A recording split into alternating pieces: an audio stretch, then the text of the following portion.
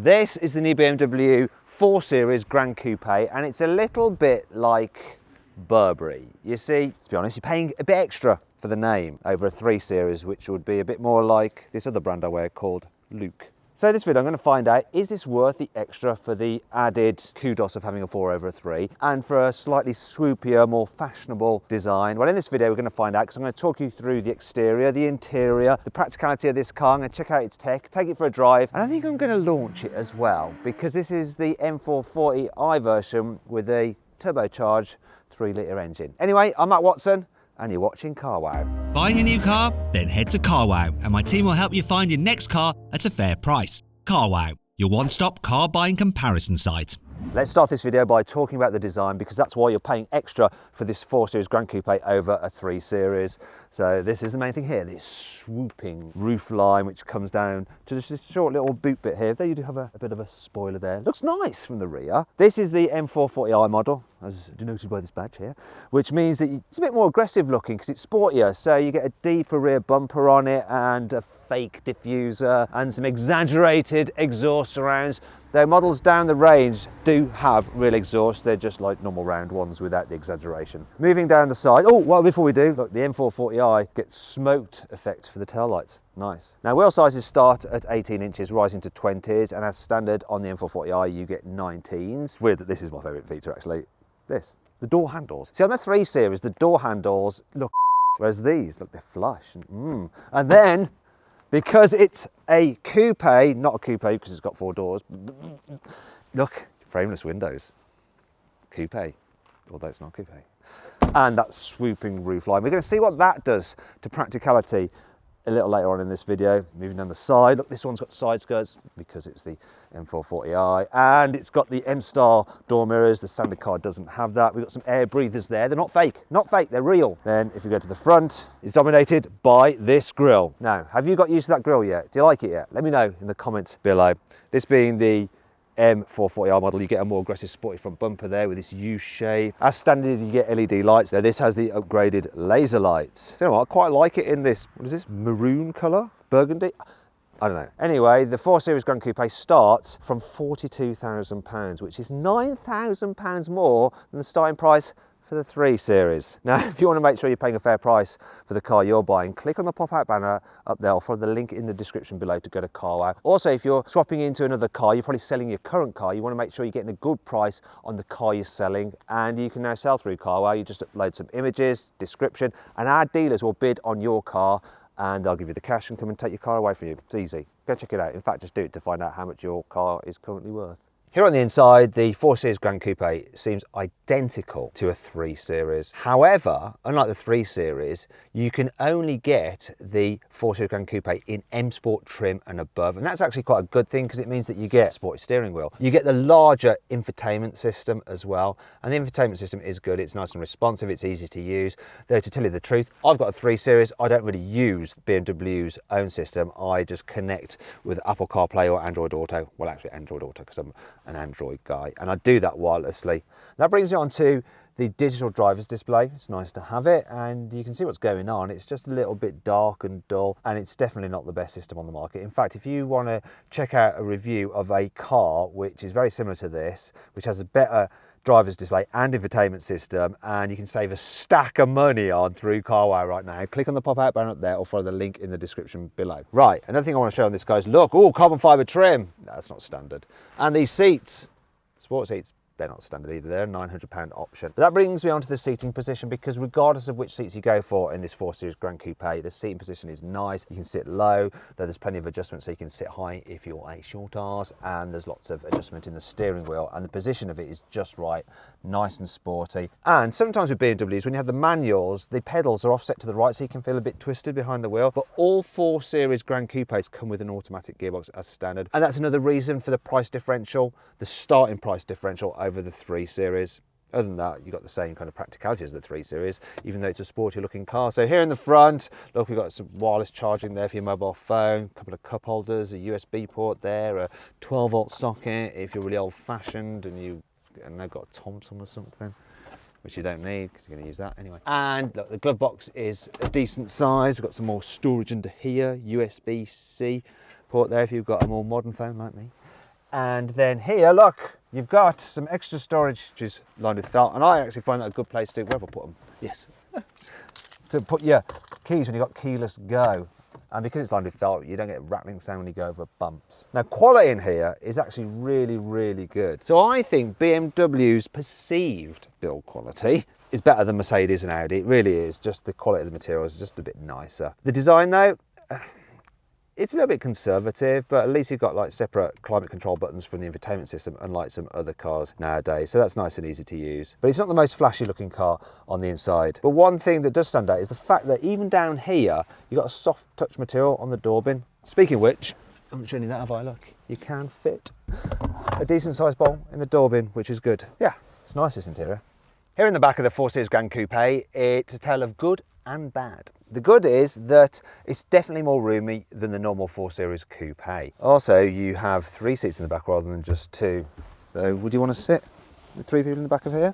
Only for very, very short distances. And that brings me on to the bads. You see, there doesn't seem to be quite as much knee room in the back of a normal 3 Series. And I don't know whether it's these sport seats, but they seem to be quite low, so you can't really stretch your feet out underneath the seats in front. I also think that this seat here in the back is slightly lower to the floor than in the 3 Series, so you feel a little bit more like you're sitting in a stress position with less under thigh support.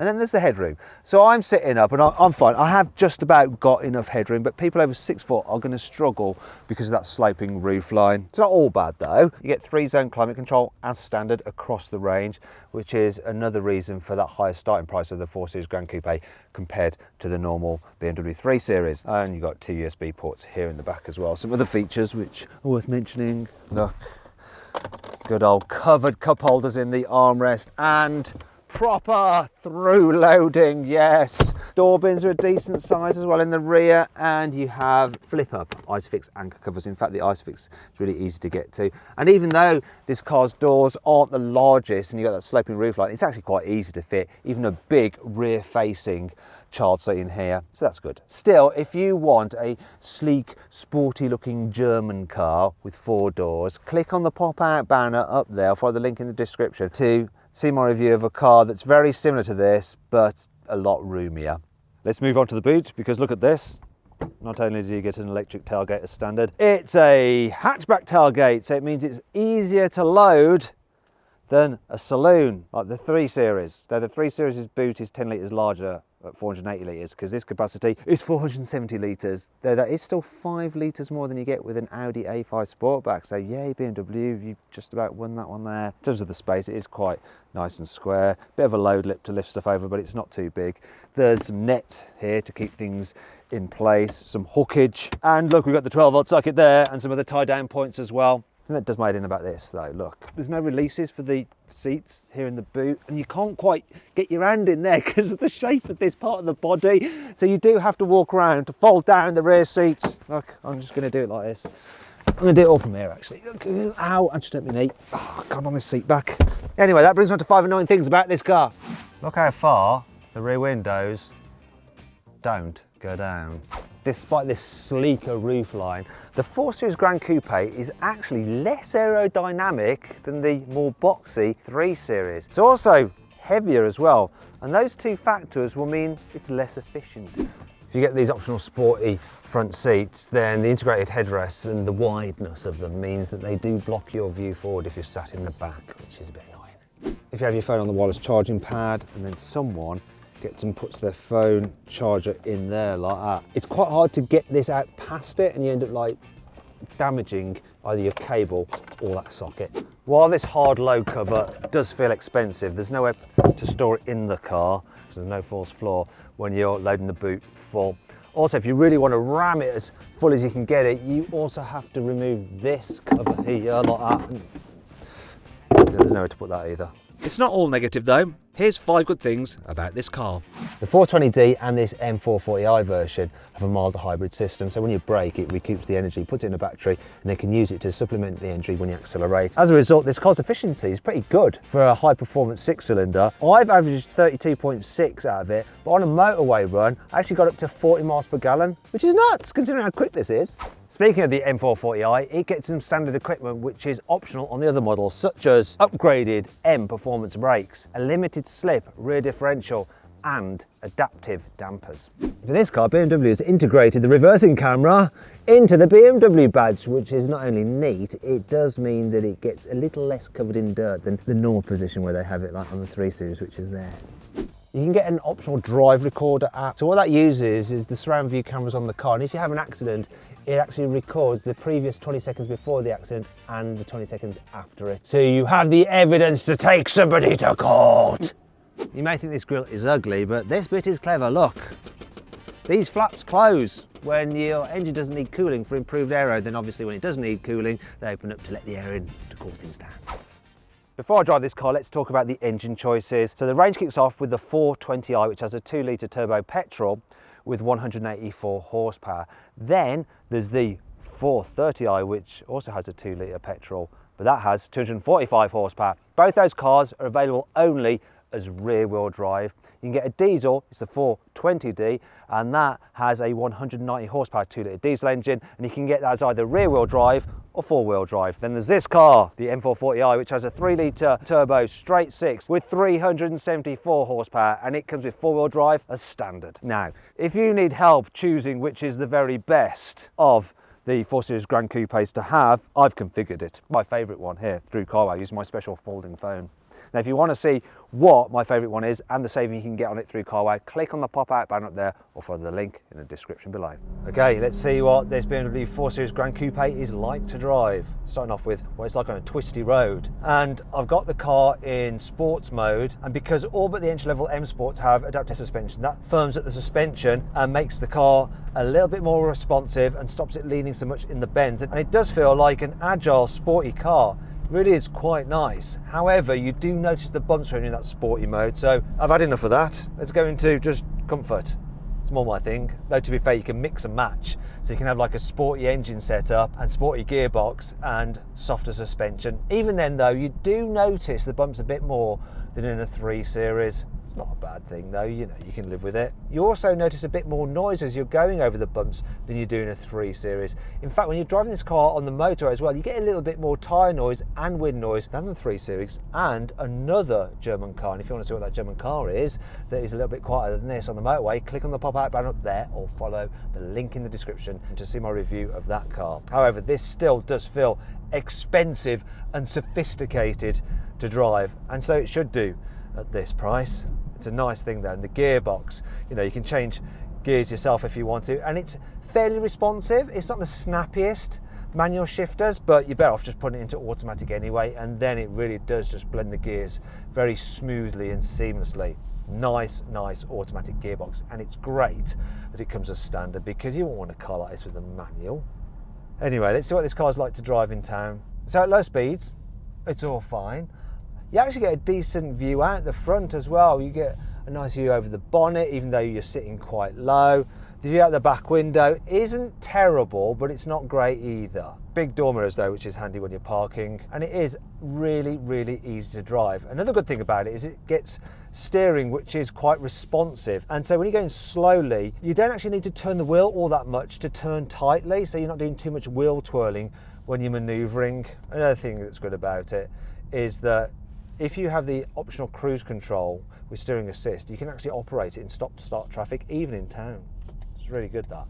Just takes a strain out of long distance journeys. Trouble is though, it is an optional extra, whereas on some other cars, you get it thrown in as standard. That's classic BMW for you. They always do rinse you out on options such as that. You know, the luxury options, even though it's supposed to be a luxury-ish car.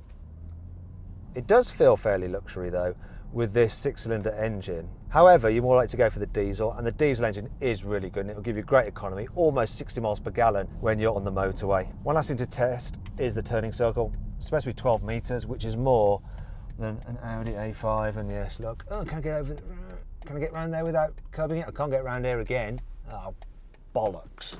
Chaos. Oh, chaos absolutely ensuing now. Sorry, everybody. Sorry. Yep. I'm gonna go on. Oh dear. Hopefully no one's in a rush. Oh, they've all forgiven me. Not a single horn honk. You know, if I was in blooming London, it would have been like, you. Oh my God, what are you doing? Oh God, what an absolute idiot you are. BMW says this car can do 0 to 60 in 4.7 seconds, but I'm going to find out with my specialist timing gear up here what it's really going to do. Let's launch it. Oh, it's quick. What we got? Ah, yes, classic BMW. They lied, but they lied in the best way. 0 to 60, 4.2 seconds. Boom. It's well rapid.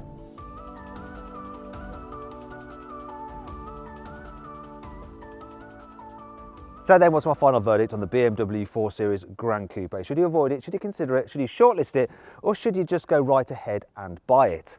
Well, I reckon you should consider the 4 Series Gran Coupe, because while it's technically a very good car, if you want a proper coupe, get the 4 Series, and if you want a practical family car that looks good, get the 3 Series, because it's less expensive and a bit more practical. And that's the end of that then, isn't it? Well, actually it's not, because don't forget, if you enjoyed the video, give it a like. If you didn't, give it a dislike. Let me know some of the videos you'd like me to do in the comments below. Click on those windows there for some more videos, and on that box there to go to CarWow to see how much money you can save on new car.